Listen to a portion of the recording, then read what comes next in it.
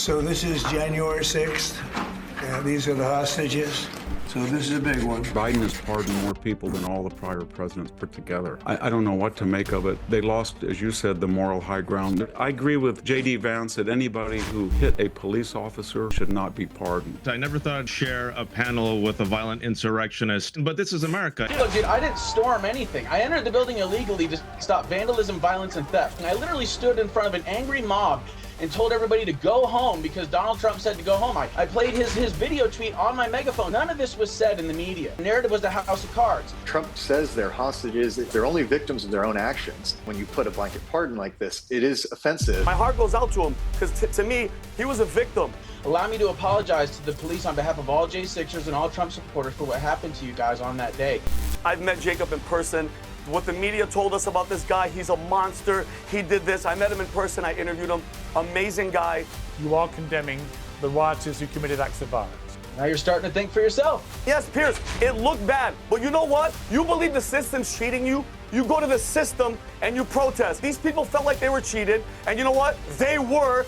No, I applaud President Trump for doing that. They were political prisoners. There will be, from time to time, stupid, crazy people who overdo it, and they should be held accountable. Trump saw that it was all bullshit. Can you say that on your show? You can. It's uncensored. You can say what you like. Well, then, you know, Trump is fucking golden. Well, we Brits take a lot of flack from across the pond for our peculiar system of government. The king is our commander-in-chief, and he ultimately gets the final say on every law and every government. But of course, it doesn't really work like that. Politicians call the shots, and the monarch pulls the trigger. He has no direct power that comes anywhere close to the presidential pardon. A positively kingly command that has dominated debate in America in the final days of Biden and the first days of President Trump. The new president has delivered on his promise to pardon what he calls the hostages of January the 6th. About 1,500 defendants are cleared, including, wrongly in my view, the violent offenders. It ends what became the biggest criminal investigation in FBI history. I've already served a long period of time, and I made a decision to give a pardon. Joe Biden gave a pardon yesterday to a lot of criminals. These are criminals that he gave a pardon to. And you should be asking that question. Why did he give a pardon to all of these people that committed crimes? Why did he give a pardon to the J6 Unselect Committee? Well, that gets to the heart of the debate here. I've made my feelings clear on January 6th many times. Those were deeply unedifying scenes for America. There's no doubt that some people who found themselves in the wrong place at the wrong moment were very harshly treated, overly harshly. There's also no doubt that some of the rioters behaved like viciously violent thugs and deserve to be sent to jail for considerable periods of time. But as Trump says, they were sent to jail for their crimes. Joe Biden's vast wave of parting pardons, including a notorious cop killer, mean we can never find out if some of his allies and relatives ever committed crimes in the first place. First, there was Hunter, his son, completely insulated from prosecution in a manner that Joe Biden swore he would never do. Next in his final moments came most of Biden's family, along with the J6 committee and Dr. Fauci too. Biden says this was necessary because he fears the weaponization of a justice system for political means. But maybe the reason he fears it is the 4-year lawfare on Trump, which came from Democrats. Well, the J6 pardons are worth debating, and we will, but Democrats might find that the moral high ground has fallen beneath them and that Joe Biden has dug the hole. Now, we'll debate with my panel in a moment, which includes a former Capitol policeman serving on January the 6th and someone who's just been pardoned by President Trump. But before that, I'm joined by the historian and author of The End of Everything, Victor Davis Hanson. Victor, great to have you back on Uncensored. Thank you. There's a lot going on with these pardons. Obviously, the actual idea of a presidential pardon is not new. Every president does it in varying degrees and varying numbers. But what do you make of two things here? Well, we'll start with Biden. Biden doing all these preemptive pardons. Before we've even seen any evidence of crimes being committed or potentially court cases to adjudicate whether they've been committed or any potential prosecutions. What do you feel about that as a principle, and how much of that has gone on in the past? Well, that's only happened one time in American history. That was Jerry Ford's preemptive pardon of Richard Nixon. And so if you look at all of the pardons through the Biden tenure, Biden has pardoned more people than all the prior presidents put together. So it's not just the nature, but it's the magnitude. Some of them, as you pointed out, were egregious. Mr. Peltier murdered 2 FBI agents, and that sentence was commuted. So, and then the same people who are damning Trump right now for pardoning people were the ones, of course, that said preemptive pardons were a violation of the spirit of the Constitution. So I don't know what to make of it. They lost, as you said, the moral high ground. There's another issue, though, and that on the January 6th is that from May 28th all the way to October, there was almost 120, 30 days of continuous riot, arson, $2 billion in property damage, 35 people were killed. And we talk about police officers, 1,500 police officers allegedly were injured or reported injuries. And we had $2 billion in damage. And of those 14,000 people who were arrested, about 90% of them were not even charged. And so that was an egregious, I think, You're talking about the travesty of BLM protests after the death of BLM after the murder of George Antifa. Floyd. Yeah. Yes, that they even tried to. People talk about the Capitol, but unfortunately, these iconic monuments are not sacrosanct. They tried to rush the. They tried to burn down the historic St. John's Episcopal Church across from the White House. They tried to go into the White House grounds. They put the president into a bunker with the Secret Service at that time. The New York Times the next day said, "Cowardly Trump flees to bunker." So there is an asymmetry about the whole discussion. And Ms. Tlaib took over the rotunda in connection with the demonstrations on October 11th, and she had all of her supporters swarm into the Capitol rotunda, and then she gave a fiery denunciation of Israel. I think a person could legitimately call it pro-Hamas, disrupted everything. No one ever said this was a forced takeover of the rotunda, which it was. So we're seeing a radical asymmetric, and I agree with J.D. Vance that anybody who hit a police officer or used violence should not be pardoned. Yeah. But that was a very small minority. And what has gone on in this country on the unequal or asymmetrical application of justice, from lawfare to trying to remove the president off the ballot, to impeaching him twice, to trying him as all of this has never happened before. And so you can see that we'll see what there's going to be. And just today, Congressman Comer said that they have uncovered new information that directly ties Joe Biden to being a recipient of maybe not just $20 million, but $30 million. And so all of these Biden family members have been given preemptive pardons. I don't know if it's going to help all of them, because under our law, once you have a preemptive pardon, you are not excused from crimes that are committed after knowingly after that pardon, and you cannot plead the fifth. So if one of these people is brought in and testifies falsely, then they could be charged with perjury. But any crime that is found, we didn't know about, but it's discovered up until the time of the pardon, they're pardoned from. Fascinating overview of it all. I mean, in terms of Joe Biden's legacy, do you think the scale of his pardoning and the extra dimension of all these preemptive pardons, do you think that's trashed his legacy? Yeah, I think he was in big trouble before that, because it's pretty clear that people who were disparaged and slandered for saying that there was a strange way in which he was nominated. In other words, within about 30 days, all of the primary candidates in 2020 dropped out.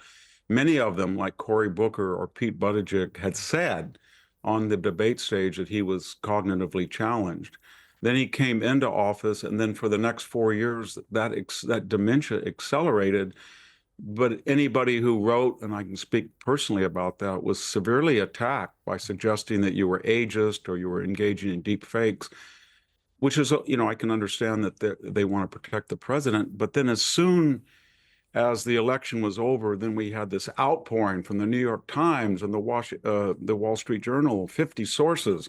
They all knew about it. So it was a more egregious cover-up than what Edith Wilson did in the last year and a half of the Woodrow Wilson, when he was non compos mentis with a stroke, no president. We thought we'd never do that again. That was an infamous incident in U.S. history, but we trumped that, so to speak. It is And staggering. that's what led into this. Yeah, So when you even see, without this, that would have been bad. right. But this was a force multiplier. When you see the state of Joe Biden now, where he really, every public appearance is kind of cringe-worthy because of his cognitive and physical state, the idea that he could have run for another 4 years is absurd, isn't it? I mean, that was clearly just a massive lie that the Democrats perpetrated on the American people for a considerable period of time. There's absolutely no way that man could have been the commander-in-chief of the United States for the next 4 years. And they knew that for, I would think, up to 2 years before. They did, but they had used him as sort of a waxen effigy. In other words, people from the Obama administration and the circle of Bernie Sanders and Elizabeth Warren, what I would call the hard left of the country, actually enjoyed the fact that he was not cognitively alert, because he had campaigned as the uniter and a return to moderation and the end of the chaos. And then when he came in, he was no longer old Joe from Scranton, the moderate. He was the most radically progressive president we've ever had since FDR, more so. And he opened, it wasn't the border was porous, it was non-existent. We had the Soros crime wave, Afghanistan, 2 theater wars, hyperinflation 1 year, 9%. So, and that was all a result of people putting policies in under this image or veneer. And I think he was sort of appointed by the insiders of the Democratic Party. He lived by an appointment, and he, so to speak, metaphorically, he died by a deposal by the same people. You're a constitutional expert. Are all these pardons, both by Biden and now by Trump, are they all actually constitutional? Yes, they are. And it's under our system. We've had people who've kind of winked and nod. I think Liz Cheney and General Milley and others have said, well, I wouldn't want one. Why would I need it? Because the left, remember when Trump threatened to do this when he was leaving office, and they said, do not preemptively pardon these people who are being arrested the last 2 weeks of his tenure. So he didn't do it. But the left came out on record and said, if anybody is pardoned by Donald Trump under this new preemptive pardon, it is an admission of guilt. And so that came up again. And they said, well, we don't really want it. But the nature of American pardons are, it doesn't matter what the recipient says. He can say, I don't want it, I don't accept it, but legally he is pardoned. Yeah. And no prosecutor will touch him. So they try to, I think another thing people don't realize, they say, well, Trump is going after the J6 committee, but if you look at very carefully what Liz Cheney did, and I've met her, I like her, I'm not trying to, you don't, under American jurisprudence, you cannot call a witness up and ask if their lawyer is in the room and then try to question her about her upcoming testimony. That's called, tampering with a witness, and that is a felony. There is the allegation by Trump, and no one has adjudicated exactly what records were destroyed or missing. So there was legitimate concern. We do, and General Milley is the same question. We have a law, it's on statute, the Uniform Code of Military Justice, Article 88, which retired and present flag officers, so you shall not disparage the commander-in-chief. Well, General Milley called him a fascist and the greatest danger. I could go on. There's about 11 officers who did that. But more importantly, when he contacted his Chinese counterpart to warn him that in his diagnosis of Donald Trump, he felt Donald Trump as commander-in-chief was too unstable, and he would warn, he did that on 2 occasions, his Chinese PLA counterpart first before he carried out an order. That was, I think, bordering on treason, and more importantly, he violated the chain of command. Under the Joint Chiefs statute, a chairman of the Joint Chief is an advisory role. He cannot interfere legally with the chain of command, and the theater commanders report directly to the Department of Defense head. And General Milley said to all the theater commanders, if we get in a crisis, you talk to me first before they, and that was a violation of code. So he would have been, I think, if there was a disinterested, he would have been court-martialed for that. He should have been before.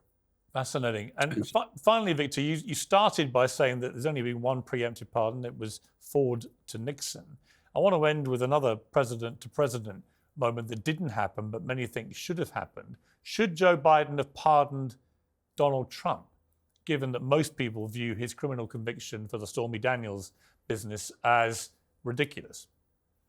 I think he should have. I'll just end with this factotum that almost within 48 hours, Fannie Willis's paramour, who was the lead prosecutor in Georgia, was in the White House meeting with the White House counsel within a 48-hour period in which Jack Smith was appointed a federal prosecutor, within a 48-hour period that Mr. Coangelo, who had come from the Letitia James prosecution in New York, came in as third ranking in the DOJ, and that 48-hour period left to go back to Alvin Bragg. And so when Joe Biden was complaining that they weren't doing enough to prosecute, actually what was happening, his White House counsel and his DOJ were coordinating these local, state, and federal prosecutions. And then just to finish, there were three things about all of them that I think in retrospect, any historian who's honest will admit. Those crimes, quote unquote, will never be applied to anybody else. About real estate evaluations on a loan that was functioning and the bank had no problem, or what. Every disgruntled candidate calls up the registrar and says, I know there's votes there, can you recount them? So, and then two, had Donald Trump just said, you know, I don't want to run for a third time, he would have never been in any of these courtrooms. And third, if he hadn't been Donald Trump, he would. Yeah.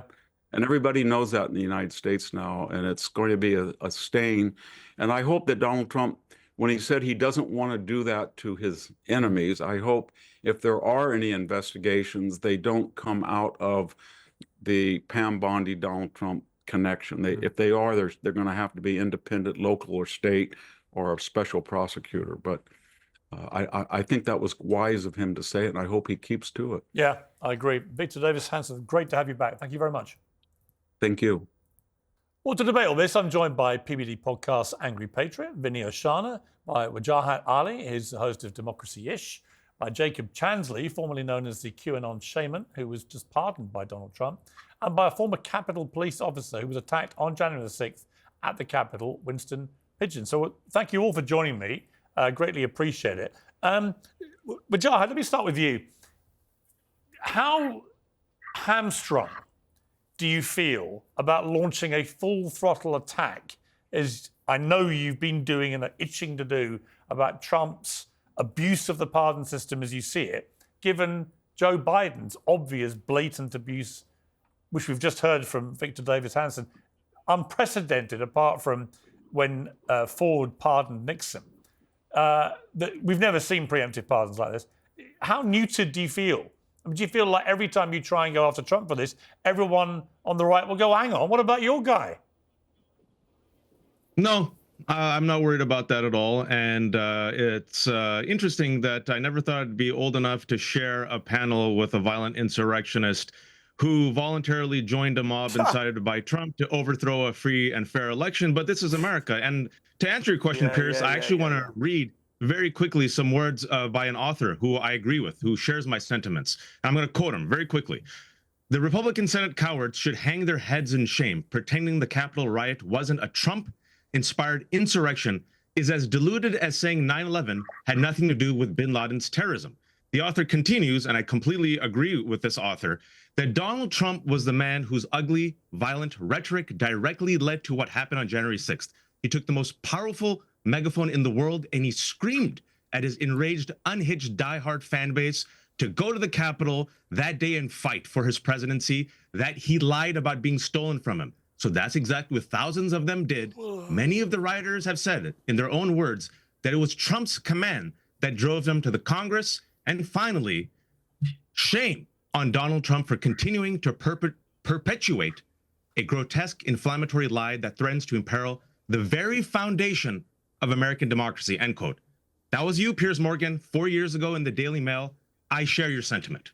Yeah, it was me. That is what I wrote at the time. That is what I felt at the time. And I didn't think we'd ever see Donald Trump run for office again. I was wrong. Not wrong so what about. Changed? I wasn't wrong about the changed? sentiments I expressed that day. I thought it was horrendous. However, the pardons have happened. Jacob Chansley, you became incredibly well known because of the image of you as a QAnon shaman at the time. I believe you've now renounced QAnon. You're no longer a QAnon identifying person. A, is that correct? Can I just verify that with you? QAnon is a fiction created by the mockingbirds and the media to discredit Q and the anons that follow Q. So Okay. I was never a part of any QAnon, community. I've always, just followed Q. What do you say to Wajahat, who's just obviously let you have it with bells on and thinks that dangerous insurrectionists, as he put it, should never be pardoned in the way that they have been? What's your response? He's entitled to his opinion. I believe in freedom of speech, even if I disagree, especially if I disagree with what he says. He's allowed to be wrong in America. That's perfectly fine. I really don't care what he thinks. I know what the day was. I know what it was for me personally and what it's been for literally thousands of American families across this country.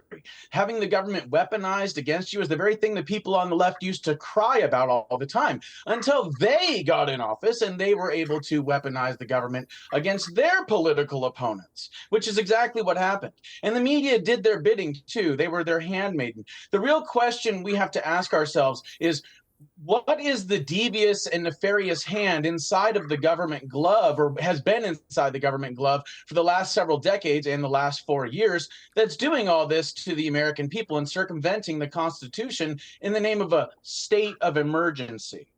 Okay, I mean, my question for you, watching those scenes on January the 6th that day, was surely no American could watch those scenes and not think it was a shameful moment for America.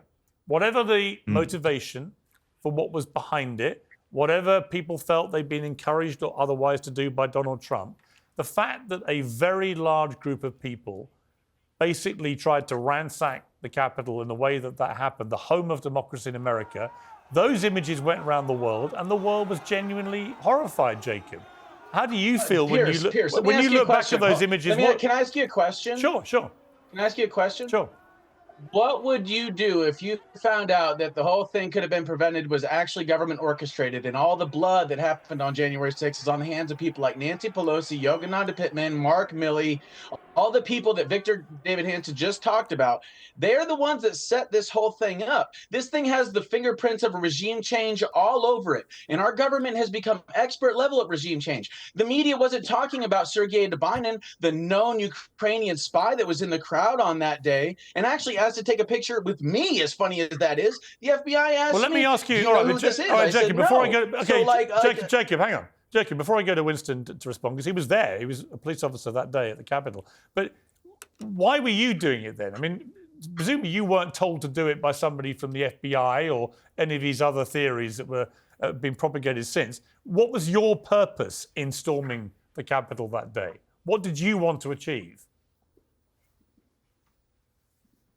You asking me? Yes. What my purpose of storming the Capitol? Yeah. Look, dude, I didn't storm anything. I entered the building illegally to stop vandalism, violence, and theft, which was proven all on video by me stopping somebody from stealing 30 seconds getting into the building, volunteering to help the police. That's why I was escorted to the Senate chamber, and also like saying a prayer inside the chamber and then stopping people from breaking in when I was outside the building. I literally stood in front of an angry mob and told everybody to go home because Donald Trump said to go home.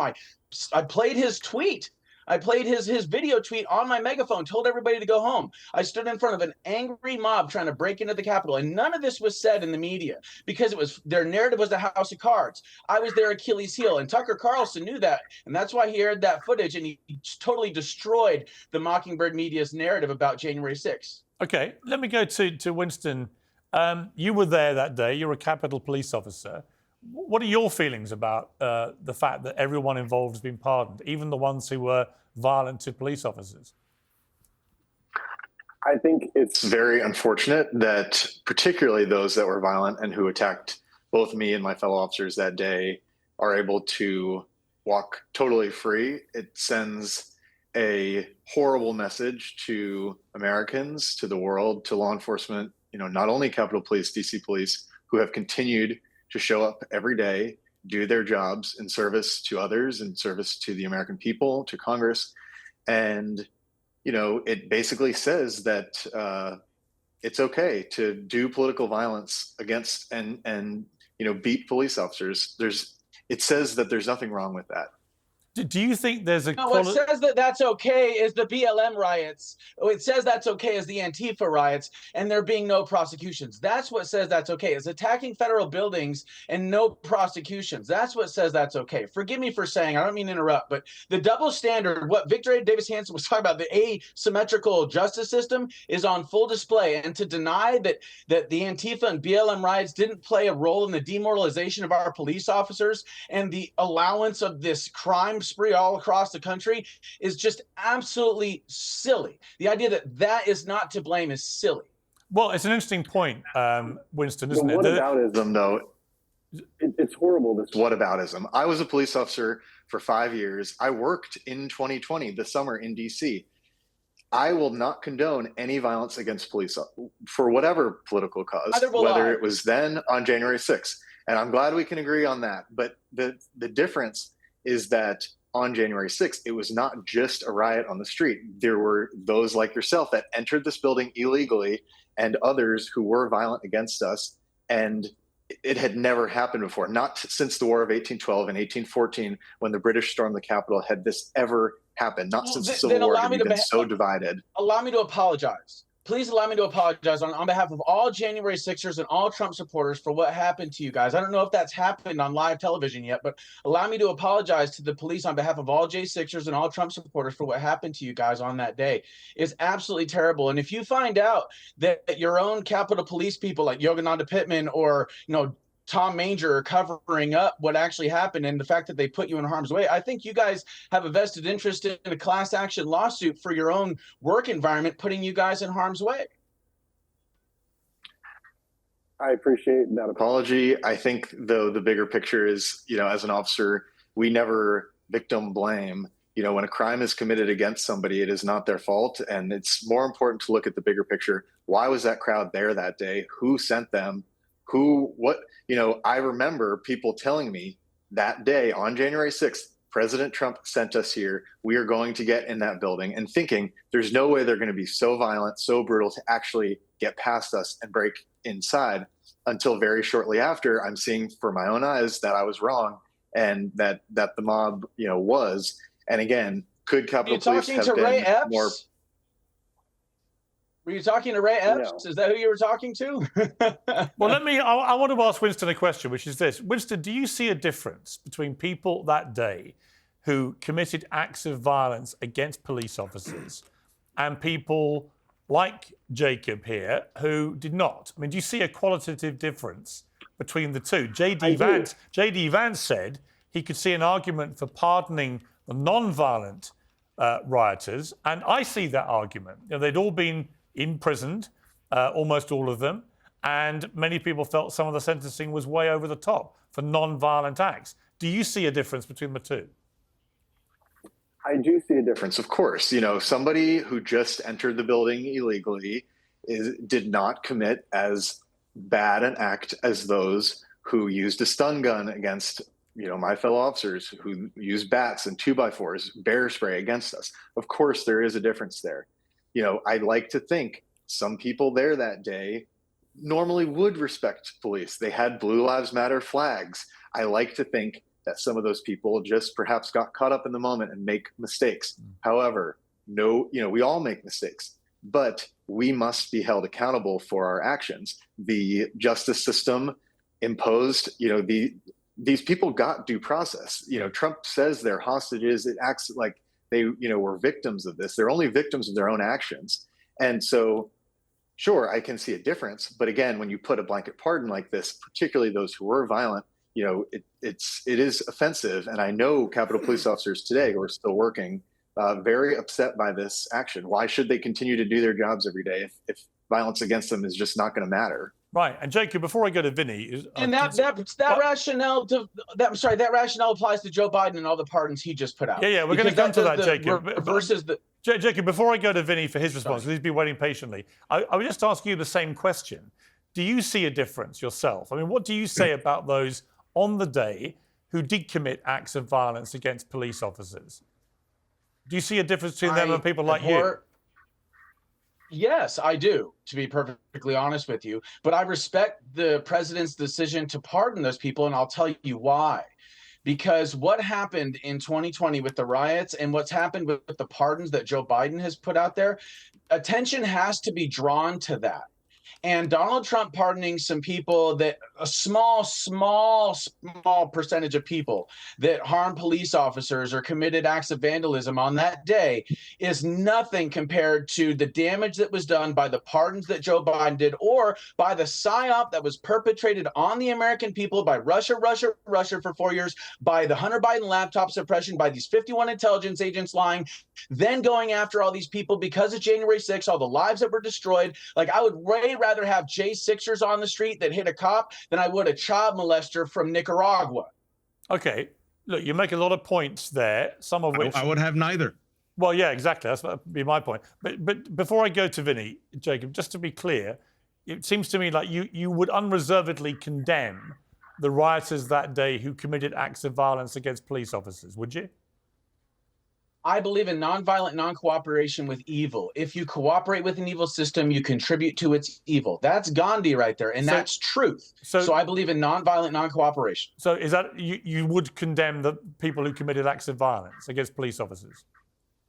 I believe that they have served their time enough, and they've felt the full weight of the government, that's not the question. Is something that very few people. That's not my question. I condemn violence that happened on January 6th, but I also agree with the pardons. That's fair enough. But just to be clear, you do condemn the people who committed acts of violence that day, the rioters who were violent.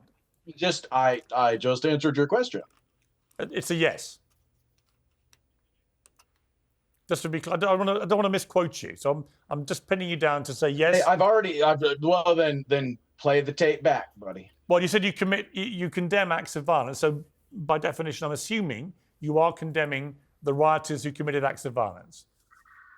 Now you're starting to think for yourself. Well, can you just say yes or no? Yes. Thank you very much. Well, thank you. I appreciate it. Listen, you know what? I actually appreciate that honesty. I appreciate the candor. I think it moves the debate to a better place when people on all sides of this can concede things which actually we should all agree on. There can be an argument about whether Trump should have pardoned them. There should be no argument, especially when we have one of these police officers sitting in this panel, that violence against police officers is never acceptable and should always be condemned. Vinny, you've been very patient. 100%. Vinny, let me bring you in. Actually, a really interesting debate, this. And I honestly, all of it has been fascinating to me. And to actually have one of the people who's been pardoned next to one of the police officers and reaching some points of agreement, I think is a really important thing. Vinny, what do you feel about this? The Republicans were split. Many Republicans, including J.D. Vance, did not want the ones who were violent against police officers to be pardoned. It does seem to fly in the face of what most Republicans would think, which is if you commit an act of violence against police, you should not be pardoned. What do you think? Well, first, Piers, I want to congratulate you. Your friend finally inaugurated into the White House. He's going to stop this bleeding that's been happening with this country. I was there, Piers. I sent your producers a bunch of videos. The guy's done more in 3 days than Joe Biden has done his entire career. The moment we saw him at the Capital One Arena, he sat down and started citing executive orders and got to business. Number one. Number two, Piers, in regards to the Jan 6 and all the pardons and everything, I've met Jacob in person. What the media told us about this guy, he's a monster. He did this. I met him in person. I interviewed him. Amazing guy. Great heart. He's intellectual. He knows what he's talking about. He loves this country. Okay? And what happened on January 6th, I know Wyatt said something about free and fair election. That's what you believe. The American people don't believe that. The majority of us, 81 million votes, all the discrepancies, FBI at Twitter, all the cheating or election interference. I think that day, in regard to Winston about January 6th, my heart goes out to him because to me, he was a victim. For Nancy Pelosi and all of them holding back 10,000 National Guard troops, all the games playing, he was a pawn in the game of destroy Donald Trump no matter what, okay? Oh, Vinny, let me ask you though, Vinny. But Vinny, I mean, look, that may well be the case. That may well be the case. But it doesn't change the fact that thousands of people, as part of a large group of people, did storm the Capitol, and many of them broke in. and some of them committed acts of violence against police in the process. None of that, I mean, all of it looked appalling. Okay. I got to be, to the rest of the world, it looked like America lost its mind. Right, but you know, when you look back on it now, we can debate the nuances of who should have been pardoned and so on. I do think some of the more peaceful protesters got way too big sentences, for what it's worth. I don't think they were all violent. They shouldn't be treated the same way. But I do think any violence against police officers, I'm staggered that Donald Trump has pardoned them. Honestly, I am. I wouldn't have done it if I was him. I agree with J.D. Vance's position on that. But Piers, okay, and Piers. By the way, I was a military police in the United States Air Force. Any violence, period, I'm not for it. But that day, Piers, let's think about it. Where was the insurrection? Who had the guns? Who was violent? The FBI, Christopher Wray. We don't even know how many FBI agents, how many informants, how many people you're shooting rubber bullets in people's faces and acting as if they're not going to be upset. Okay, we saw the footage of everybody inside. Who was shooting? Who was taking over? Where was the insurrection? Where was it, Piers? Donald Trump didn't say, go in there and do all of this. A big group of people came in there. Who knows how much they were freaking Vinny, they were all breaking the law. Yeah, it looks bad. Vinny, they were all breaking the law. Yes. We have to agree that, right? Yes. And okay, Piers, I agree. And do you think, who died that day, Piers? Who was actually, the highest crime is murder, okay? A Capitol Police, Michael Byrd, shot Ashley Babbitt and murdered her. Okay, unarmed United States Air Force veteran. He got pardoned as well. Okay, and yes, Piers, it looked bad, but you know what? When the system, you believe the system's cheating you, you go to the system and you protest. And when he was talking about BLM and all the riots, everybody burned down their own city. Why the hell would you do that? If you have a problem with the police department, go to the police department. Why are you burning down black-owned businesses? Why are you burning down black-owned businesses? Why are you burning down your city? Okay, these people felt like they were cheated. And you know what? The facts have come out. They were. So they went to protest. And unless we find out with all the evidence that was destroyed, who was involved, who was in there, Antifa people dressed as Trump supporters, FBI agents inside the Capitol, unless we have all those facts, Piers, you don't know who was actually at fault and who was doing what. Okay, I mean, what I would say about, we now know that they were cheated. Actually, we don't, because there's never been any evidence produced that 2020 election was rigged.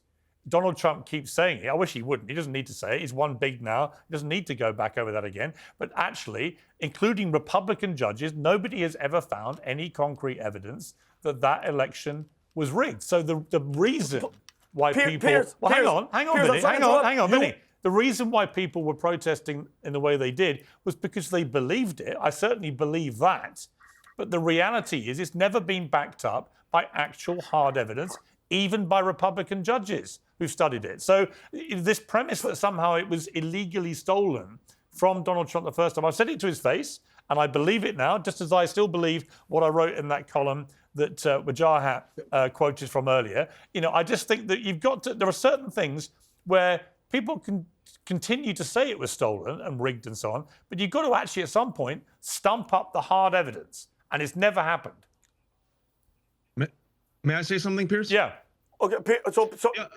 Hang on, Vinny. I'll come back to you. Let Wajahat respond, and then I'll come back to you. Yeah, Piers, look, you and I have disagreements, but we have agreements. And I read that part of your column because I agree with it. Shame on Donald Trump for continuing. This is the key word. Continuing to perpetuate a grotesque, inflammatory lie that threatens to imperil the very foundation of American democracy. What is that lie? That he won the 2020 election that he lost. And you and me, we've been on your show before, we've talked about it. It's time for him to move on. Yeah, I agree. He won 2016, he won 2024. He continues to perpetuate this lie to the point, Piers, where now 80% of Republican voters believe the lie. And some of them were incited by that lie, invited by Donald Trump. In fact, Jacob's former attorney said that Jacob was a guest of Donald Trump, that he was duped by Donald Trump, that he apologized for being there. That was Jacob's former attorney, right? These people were there. These are regular Americans. Former attorney. I said former attorney. Former attorney. Former attorney. These people were fellow Americans. These people were fellow Americans. They weren't evil. They didn't have horn on their heads. They truly thought that this election was stolen, which it wasn't. No proof has come out that it was stolen. Joe Biden won, just like Donald Trump won in 2024. But do you accept, all right, but Wajahat, do you accept the argument? But they were hang on, guys. Sorry, go ahead. But Wajahat, Sure. Wajahat, do you accept, because I do, that there was a clear double standard in the way that people who protested through the BLM months of extreme violence in many cases, trashing institutions and buildings, attacking police. I mean, a lot of people were involved in this. That there was a clear double standard in the way that they were collectively treated by the justice system and the way that the 1,500 January 6th protesters were treated. Do you accept there's been a clear double standard here? I think there's been an obscene double standard, and I'm so glad you brought it up, because if BLM members, if Black, Muslim, Indigenous Americans were to do what MAGA members did, first and foremost, we wouldn't even gotten to the Capitol because we would have been shot dead. And secondly, the fact that Donald Trump, wait for it, Donald Trump and his fans celebrate the January 6th insurrectionists, right? These are people, wait. Why aren't you answering my question? I will. I kept quiet when everyone It's a spoke. bad answer. He doesn't want to answer it. No, I am. January 6th, violent insurrectionists, MAGA members attacked Capitol Police, number one. They invaded the Capitol. They smeared shit in the Capitol. Some of them came with weapons with the intention to assassinate Mike Pence and Nancy Pelosi. And some of the violence that was done against 140. But why aren't you answering my question? No, hold on a second. Wajahat, you got to answer my question. Hold on. Yeah, Jacob, I will come to Jacob. I will come to you, Jacob. Jacob, I'll come to you. The moment he's answered my question, I'll come to you, Jacob. Yeah. So no BLM protesters or Antifa protesters participated in a violent insurrection. Number one, none of them attacked the police like January 6th insurrectionists who were praised by Donald Trump. And number three, if they did attack police. They did attack the police. Right wing. What do you Many mean they attack police? BLM rioters attacked high? police. What are you talking about? Did they take flagpoles and beat the police? Sorry, Did many they take many pepper spray many and beat the sorry, police? many Cocktails many at them, BLM actually, while we were rioters still in the attacked building. police. On that point, let me bring back Winston. I mean, you know more about this probably than we do, but this idea, I certainly think there's merit to it. But this idea that there was a double standard in the collective way that the BLM protesters were treated compared to the collective way January 6th protesters were treated. What do you feel about that? Well, here's the difference. Again, I'm glad we all can at least agree that violence on law enforcement is not okay. But here's the difference. Those riots, again, I'm not condoning what happened to across any major city that experienced those in the summer of 2020. However, a city block in Minneapolis, even in downtown DC, is very different than the United States Capitol, which is our sacred hall of democracy. And this temple that, for me personally, I spent years making so many personal sacrifices in service to Congress, in service to our nation. And so the difference there is, what happens rioting on the street, of course, that's not okay, but that is very different than attacking on a specific day when a presidential election is being certified, the actual results. Again, we have not seen any credible evidence that the election was stolen besides the president's claims that it was in 2020. I mean, I would say that's to that, okay, I would say, Winston, before I go to Jacob to respond, he wants to respond, all I would say to that is, I get your point that it happened at the Capitol, and therefore to the world watching, it was worse in a way. But in the end, violence is violence is violence. And statistically, there was a lot more violence collectively over the period of these BLM riots through that long, hot, very difficult summer than there was on January the 6th. And the feeling... No, there wasn't, Pierce. Well, there was. No. There was. A lot more people... Yes, it was. Well, a lot more people died, Yes, for one. it was. It went on for months. A lot more people died. A lot more police officers were attacked, right? I mean, every statistic would suggest that there was a lot more violence over a longer sustained period of time. And all I would say, Winston, is in the end, violence is violence is violence, particularly against police officers. More police were attacked over that summer. When you have violence with a political goal, that's the definition of terrorism. So that's what was happening in 2020, dude. So Winston, are you saying that? So Winston, would you categorize? Hang on, Jacob. I will come to you. So Winston, would you categorize what happened on January 6th as an act of terrorism? Well, certainly by some, yes. And I think, what the challenge here is in this conversation, the summer of 2020 has been so lumped in with this general thing. We can't talk about what happened that summer because each city was different, each experience of each officer was different. And so to sort of lump it all in together isn't really factual. It's not fair to actually the facts. And again, I respect all those law enforcement officers who were injured that summer and who continue to serve. Same with Capitol Police too. But we cannot lump in riots that happen in Minneapolis versus other cities and then sort of compare, and then use that to justify what happened on January 6th. That's absolutely false. Jacob, your response to that? Yes. Okay, first of all, the media lied. What we saw with January 6th was a massive, massive politically motivated psyop that was based on a politically motivated setup.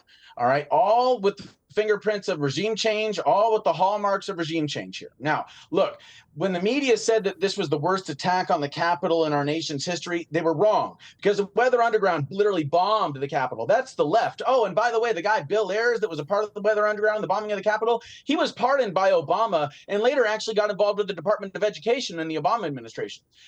There's also the time that a bunch of Puerto Ricans actually shot congressmen inside the Capitol. I believe that was also a leftist cause as well.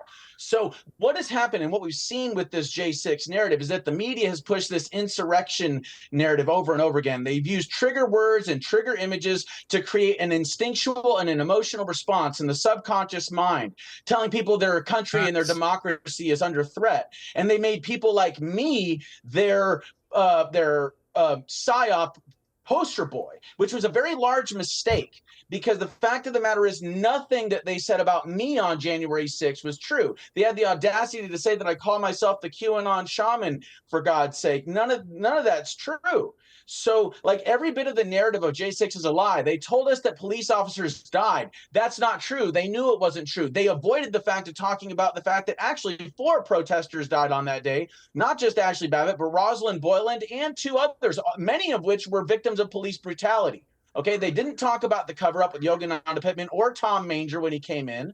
This thing stinks to high heaven, and anybody that can't see that it stinks and how it involves like nefarious agents within our own government or 51 intelligence agents or something, you got another thing coming. Jacob, what were you actually convicted of? I pled guilty to the 1512 charge, which is the obstruction of an official proceeding that the Supreme Court said was not applicable, and it was being used to bend the law and gain convictions out of people that just trespassed into the building. Vinny, it's fascinating to talk to Jacob. I have to say, I didn't know which way the interview would go. It's been really interesting. It's been very interesting listening to Winston and hearing that perspective as well. What should we learn from all this? Obviously, nobody ever wants to see what happened that day happen again. This is one of the great symbols of American democracy, the greatest, arguably, the Capitol. You don't ever want to see that kind of thing again. No, you don't. And the thing is, we have sorry, to Jacob, that was for Vinny, actually. That was for Vinny, actually. Sorry. Oh, I'm Jacob. sorry. Sorry. Thank you. Yeah. No, it's all good, Jacob. Piers, I mean, at the end of the day, this violent rhetoric that Waj was talking about, like the violent rhetoric, the majority of it, the 99% of it was from the other side. And Piers, you guys keep talking about free and fair election and there's no evidence. You want me to believe the same justice system that has been trying to destroy Trump for freaking 9 years, to believe them when it comes to an election, Piers. I don't. The irregularities were all over the place. Your guys' circle, your bubble, you don't see it. We've seen it. Well, no, okay? what I would say, I've seen Vinny, the documentary. Vinny, to be clear, what I would say is even Republican judges have not established that. So even the judges on your side have not been able to establish what you're saying. Well, he lost, Piers, Vinny. It's Piers, okay. I don't He have lost a in side. 2020. I'm not a Republican. Piers, I'm not a Republican. I'm not a Democrat. I'm not, Piers. I vote for what's right, okay? I vote for what's right and what's wrong. And the Republican, when you say Republican, you label them Republican. Liz Cheney's a Republican. Right. Who the hell in the Republican Party trusts her, Piers? So yes, Piers, the day was ugly. I guarantee this guy can't even define insurrection. Nobody was shooting. Nobody was doing anything. They were pissed off, Piers, and they had a right to be pissed off. And like I said it again, if you have a problem with the system, Piers, you go to the system. You don't burn down your city. And he was saying, how long did the BLM riots go for? cops were murdered, and he's saying nothing violent happened. They were throwing Molotov cocktails that were hitting police officers. And if we don't want it, Piers, we don't want this to ever happen again. Okay, we have to be open. We have to be transparent. Okay, when questions are asked, the government has to answer them, Piers. And when the president, the sitting president, requests 10,000 National Guard troops, his request should be answered. Okay, Piers, it was a shit show from the beginning to the end, and Pelosi and them wanted it. Let me finish. And they used it, Piers. They've been using it. Just like Russia collusion didn't work, Piers. This was their Russian collusion of 2000 for this election. They thought this was going to be the, got you. Okay, Wajahat, you got literally like 30 seconds to respond quickly. Yeah, I think it's very important that Enrique Tarrio and Stuart Rhodes are coming home. These are people who said they were part of a violent right-wing group. They said that they're the army of Donald Trump, and Stuart Rhodes said that he is for a civil war. 14 people were convicted for seditious conspiracy, more than any other time since the Civil War. These are the people that MAGA, Vinny, and Donald Trump are celebrating as patriots and hostages who wounded 140 Capitol police officers and engaged in a violent insurrection to overthrow our free and fair election, which Joe Biden won in 2020. But you know the difference, Wajahat, between you know the difference between the pardons that Trump did and the pardons that Biden did is that we don't even know what Biden was pardoning, even with his own family. We don't know what crimes they all got up to, if they did, because we'll never know, because they've got a preemptive get-out-of-jail-free card. On the side of the protesters, they all went to prison pretty much, right? It's a different situation. There's only ever been one preemptive pardon in the history of America, and that was Gerald Ford with Richard Nixon, as Victor Davis Hanson said. An amazing stat that Biden has broken all records for preemptive pardons and for pardons. And that trashes his legacy, but it also makes it very difficult to then take the high moral ground with all of this stuff with the Biden ones, with the Trump ones. I've got to leave it there. Thank you. Particularly to you, Winston. Thank you for your service and for what you went through that day. And for all the years that you worked at the Capitol. We can all agree on that. And Jacob, I'm actually pleased you are out. I think that you're an interesting person to talk to about all this. And you weren't violent on the day. I think those who were violent, it's a different situation. But it's good to see you on Uncensored. And I hope that now you're out again. You can be a force for good, as I'm sure you'll try to be. And to Wajahat, good luck with your new podcast, which is you and one of my other favourites, Francesca. I'm sure that will be one of the, how can I put this delicately, one of the least partisan podcasts in the history of podcasts. I look forward to it. Well, I just want to say, Jacob, be easy on those mother effing guns that you promised to go get. Well, you want them in my hands, not yours. I'm not a violent insurrectionist. It's okay. I drive a minivan. Neither am I. Well, to be fair, Wajahat, nor was he. Or do you think he was? Yeah, but he was there. He was there, and he still believes in QAnon, a conspiracy theory that radicalized people to commit violence. So you're praising a man, Piers, and you're platforming a man who, to me, seems to have very little regret about what happened on that day. So I think that's shameful. But to you, yours, to me, mine. And I agree with you when you said, shame on Trump for perpetuating that grotesque inflammatory lie. All right, he actually did what I. Okay, but he did. The very foundation of American democracy. You know what? Piers Morgan. You know what? Jacob did actually condemn those who committed acts of violence against police officers that day, and I'm pleased he did. I think that's an important part of this debate, and for that, I'm pleased to have him on Uncensored. You may not like it, but I'm happy to do that. And Vinny, good to see you too. Thank you all very much. I love you. Well, joining me now is one of the most notable recipients of a President Trump clemency, the former Democrat governor of Illinois, Rod Blagojevich, who was sentenced to 14 years in 2012, convicted of trying to sell Barack Obama's vacated U.S. Senate seat. Trump commuted his sentence back in 2020, and he joins me now. Rod, thank you very much indeed for joining me. Thanks for having me. I just want to correct you. The so-called attempted sale of the Senate seat was reversed by the appellate court. It was never a crime. The prosecution against me was a big, corrupt, weaponized prosecution, and little by little, as Dr. Martin Luther King used to say, truth crushed to earth will one day rise again, because no lie can live forever. So the fight continues, and I appreciate the chance to be here to set the record straight. Winston Churchill said a lie could travel halfway around the world before the truth has a chance to put its pants on. And that lie against me that happened on the 9th of December, 2008, is still swirling around. My pants are halfway up. I hope over time to get them all the way up. and let people know how dirty and rotten some of these prosecutors are in the United States who've turned themselves into political weapons and who did to a Democrat governor back then what they've been trying to do to a Republican president since President Trump decided to run for president again. So if you had your time again, you'd do exactly the same thing? Say it again, Piers. Well, if you had your time again, then you'd do exactly the same thing. Yes, I would respond to President Obama's request to make a political deal. The whole thing that happened to me started with him on election night. He sent an emissary to me to talk about making a political deal. He had a candidate that he wanted for the Senate. We discussed those deals. The prosecutors criminalized it against me. They made a deal with Obama. And when the heat happened and they arrested me, Obama ran away, protected himself. I understand his politics.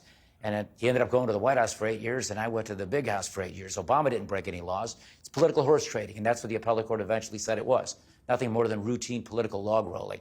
But when they tell that big lie like they do, and they have the authority that they have, and most of us, including myself, regrettably, believe them, it's awfully hard to fight against that. And so it's been a long, hard battle. It's been a marathon.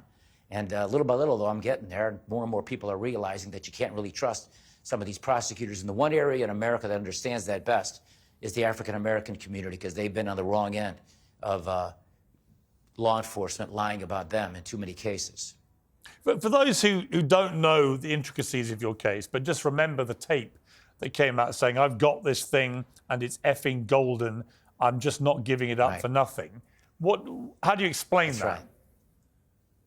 Very easy.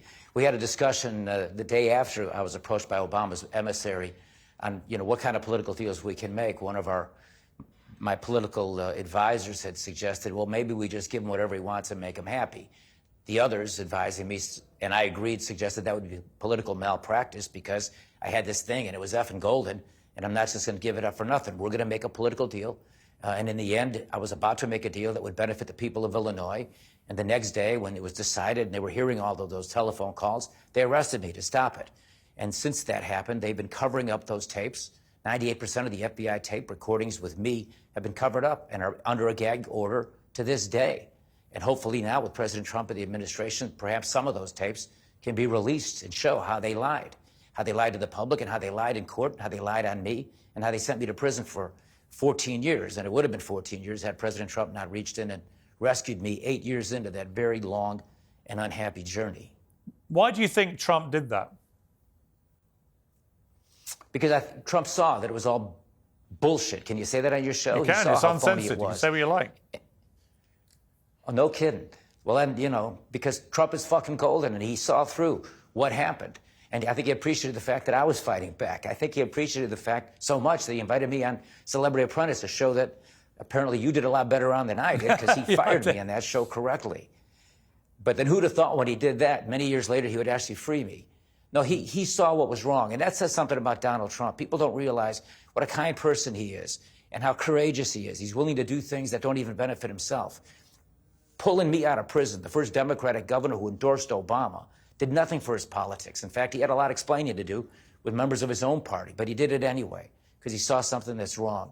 And that's why, as we move forward here in the United States, we've just elected him president a second time around. I have great confidence and great hope that he's going to be really a transformational president and a truly great president. Let's talk about the pardons that have been a huge number of them, of course, in the last few days. First of all, Donald Trump pardoning all of the 1,500 January 6th protesters. Even J.D. Vance, and I agreed with him, said that the pardon should not extend, this is before the announcement, to those who committed acts of violence against police officers. What do you feel? I mean, do you feel that those people who did the actual acts of violence, should they have also been pardoned along with those who were actually non-violent that day? Well, I think President Trump was right to provide clemency to all of the January 6th protesters, including those who committed acts that they shouldn't have committed. There were certainly laws that were being broken by some of the crazy people that went and did their own thing. Those who committed the violent acts, my understanding is they've already done prison time, and they've probably done, 4 years? The punishment's supposed to fit the crime, and I have to believe that in those cases, those were carefully reviewed and the decision was made. But with regard to sweeping clemency and most of them being pardons for the protesters, no, I applaud President Trump for doing that. They were political prisoners. We have a right here in America, as you do in England, to march on City Hall and protest. There will be from time to time stupid, crazy people who overdo it, and they should be held accountable. And I think those that did that have already been held accountable for all the time they've done in prison so far.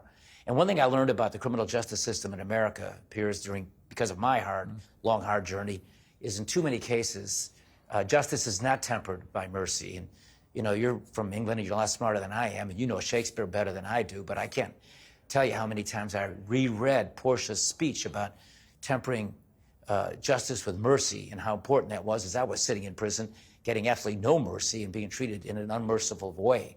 And so you can punish people and rightfully hold them accountable and put them in jail, as we must in many, many cases. But I think we have to be smart and realize that there's a necessary component of morality involved when you do punish someone, that you temper it with mercy, and that each case is different and they should be judged individually on a case-by-case basis. So what do you feel about the Biden preemptive pardons, which are pretty well unprecedented? There's only ever been one, which was when Gerald Ford pardoned Richard Nixon, president to president. Many think Joe Biden should have done that with Donald Trump's conviction, including I think he should have done as well, because I thought that conviction was absurd. But putting that to one side, there's a huge number of people that Biden has preemptively blanket pardoned, including a lot of his family, including his son, his brothers, and so on. That sets an extraordinary precedent where they didn't actually end up going to prison at all. Many of them, we don't even know what alleged crimes they may or may not have committed because they've never been properly tested in a courtroom and so on. What do you feel about that? Well, I think that's a classic example of projection. I mean, President Biden weaponized the Justice Department against Donald Trump. And so he just assumed Trump's going to do the same thing to his people that he did to Trump and to Trump's people. To me, that's just proof, almost an admission by Biden that what he did with the Department of Justice was weaponize it against his political opponent. So, no, I think those were the wrong things to do, those preemptive pardons in those particular cases, because there's no evidence that President Trump's going to do anything but actually try to end lawfare like he said the other day. So I think that, frankly, is an admission of guilt by Biden. And, you know, this is no small thing, Piers. This goes to the heart of our freedoms in America. If our prosecutors become political weapons, we're not the United States of America anymore. We're the Soviet Union. We're Russia. That's KGB, Soviet-style police state politics. And they brought that to America. And it has to end. And I truly believe that because of the hard circumstances that President Trump faced by Biden and his politicized and weaponized DOJ, I think President Trump is going to reform the system and make it work for all Americans. And I think he's going to end lawfare and end the weaponization of prosecutions. That I don't believe he's going to go after his political opponents. And we have a precedent for that. And you know what that was? His first term. He didn't do that. They did it to him. Yeah, you know, I completely agree that he should just not go down that road. Finally, you know, you were a high-flying governor of a big state in America. You had it all. You lost it all. You go to prison. When you're sitting in there year after year, as you say, nobody's showing you much mercy or even caring really what was going on with you. Two questions just struck me. I'd be interested to get your quick answer to. One, what did you learn about yourself during the period of incarceration that maybe surprised you? And secondly, what did you miss most about not being a free man? Well, I'm writing a book about it, and it'll come out this year. And I talk about that. I would say a couple of things. First, there was no way, what I learned about that experience was there was no way I could have endured it, persevered through it, or overcame it, had it not been for faith, hope, and love. You know, my faith in God and the strength that gave me, actually having the chance to read the Bible in prison in ways I never read it before, because I was so alone and so desperate. I didn't mess around with Genesis, where people are begetting all kinds of people. I would always get stuck in that in my life when I was a free person. No, I went right to the things that I thought could help me, like the Psalms and the Proverbs and Isaiah and Jeremiah and the Gospels, and of course, Jesus. You know, I've observed the Christian faith. I'm not proselytizing it on anybody, but there was Jesus in the Garden of Gethsemane, and he prays to God because he knows what's coming his way. Oh, Father, lift this cup from me. Then he realizes it's God's will and says, not my will, thy will. So I learned that, and I learned that, as Viktor Frankl writes in his book, Man's Search for Meaning, which I read 3 times during those 2,896 days in prison, which is 1 month short of 8 years. I learned that it's true that the last of the human freedoms, even when everything's been taken from you, is your freedom to choose your own attitude in any given set of circumstances. And I was able to find strength by reminding myself of that and then believing and recognizing that I did have purpose. If you can find the why to live, you can find the how. And my purpose was my little girls at home. My little one was 8 years old when they took me away. My older one was 15. I missed my girls growing up. But the one thing I could do for them was to be strong and to never give in, to never give up, and to try to turn what was a rotten situation into a place where I could grow, where I could learn, where I could get stronger and better and wiser. Now, I'm not saying I'm necessarily wise, but I am stronger and I'm fitter because I worked out every day. You ought to see me compared to the current governor of Illinois. It's night and day. But I had that opportunity. And anyway, I learned that love conquers all. And my love for my daughters and my wife and my determination to come back someday and not let them destroy me and to somehow come back better. And that I could show my daughters that even in the hardest circumstances, you can overcome and grow. I felt like that was my purpose. So that's what I learned, and that's what I learned about myself. And I write about that in this book that I'm writing. And I hope that maybe one day, I could elaborate on that further, because I feel like I can help people who go through their hard times get through it, because it's helpful to see where the other guy was able to get through something that was difficult. Well, then I can do it myself. Well, come back. I'd love to talk to you in more depth when the book comes out about all that. It sounds fascinating. And just very finally, the thing you miss most outside of family and friends and stuff, but the tangible thing perhaps that you miss most when you were languishing in prison? Well, my daughters, my wife, and banana splits. Banana splits, yeah. I think I'd miss a Big Mac. I have one about every 7 weeks.